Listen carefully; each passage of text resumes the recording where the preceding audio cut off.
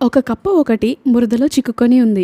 మిగతా కప్పలన్నీ కలిసి ఏకమై అన్ని ఐక్యతతో ఆ కప్పను బయటికి లాగడానికి ఎంతో ప్రయత్నిస్తాయి.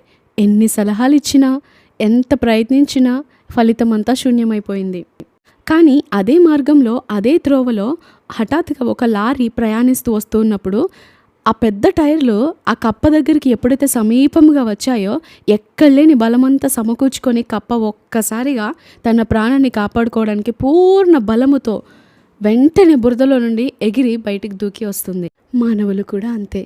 సాధారణమైన వేళలో అన్నీ బాగున్నప్పుడు, అందరూ ఎంకరేజ్ చేస్తున్నప్పుడు, వాక్యం విరివిగా అందించబడుతున్నప్పుడు ప్రభువును వెదకండి, ప్రభువును వెదకండి, ప్రభువును స్తుతించండి అంటూ ఉంటే మనసు లేదు అంటారు, లేకపోతే సమయం లేదు అంటారు, లేకపోతే బిజీ అని చెబుతూ ఉంటారు.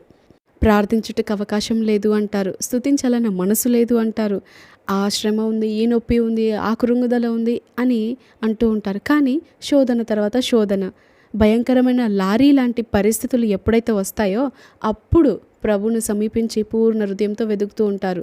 ఎంతో ప్రయత్నిస్తూ ఉంటారు, గోజాడుతూ ఉంటారు, కన్నీరు కారుస్తూ ఉంటారు, ఉపవాసం ఉంటూ ఉంటారు. బైబిల్లో హేరోదు రాజు యాకోబును ఖడ్గముతో చంపించి పేతురుని కూడా నెక్స్ట్ డే చంపిద్దాము అని చెరసాల్లో పెట్టాడు. అప్పుడు సంఘమంతా కలిసి ఐక్యతతో ఆ ప్రార్థన అవసరత తెలుసుకొని రాత్రంతా ప్రార్థన చేస్తున్నాడు. అయితే బైబిల్ ఇలాగ సెలవిస్తూ ఉంది, పేతురు చెరసాల్లో ఉంచబడెను, సంఘమైతే అతని కొరకు అత్యాసక్తితో ప్రార్థన చేస్తుంది. మనము కూడా ఇలాగే చేస్తూ ఉంటాం కదా. అన్నీ బాగున్నప్పుడు ప్రార్థించము, కానీ సమస్యలు వచ్చినప్పుడు, సమస్యలన్నీ చుట్టుముట్టినప్పుడు, ఏమి దిక్కుతోచని పరిస్థితి ఎదుర్కొన్నప్పుడు మాత్రం ప్రమాదం సంభవించిన తర్వాత ప్రయత్నిస్తూ ఉంటాము. అయితే అనారోగ్యం వచ్చిన తర్వాత కుయ్యో మొయ్యో అని బాధపడడం కంటే, అనారోగ్యం రాకముందే మనం ప్రార్థనలో దేవునికి సమీపముగా జీవిస్తూ ఉన్నట్లయితే ఎందుకు అనారోగ్యం బారిన పడతాం? ఒకవేళ అనారోగ్యం వచ్చినా కూడా వెంటనే స్వస్థత పొందుకుంటాం. ఎందుకంటే దానియేలు సింహాల గుహలో వేయబడ్డాడు, రోజు ప్రార్థించే వ్యక్తే, కానీ సమస్య వచ్చింది.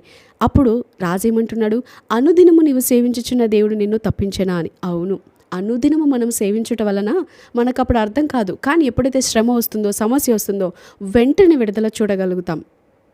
క్రైస్తవునికి ప్రార్థన ఊపిరి, క్రైస్తవునికి ప్రార్థన జీవము. మనం ఆహారము తినకపోతే ఏ రీతిగా నీరసించిపోతామో, ప్రార్థన చేయకపోతే కూడా మన ఆత్మ మనలో చచ్చిపోతుంది. అందుకే ప్రార్థనను ఎట్టి పరిస్థితుల్లోనూ నిర్లక్ష్య పెట్టకండి. మీ పూర్ణ బలముతో, పూర్ణ ఆత్మతో ఆయనను సేవిస్తూ, స్తుతిస్తూ ప్రార్థనలో గడపండి.